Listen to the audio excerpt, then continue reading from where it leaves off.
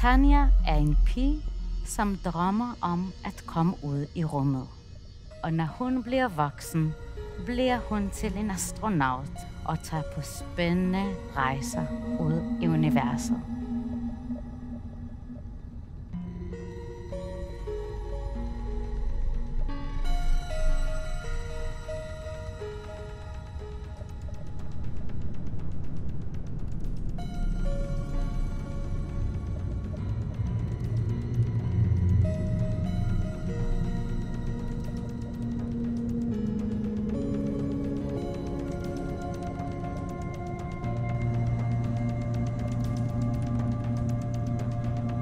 Og her, kære publikum, slutter vores forestilling.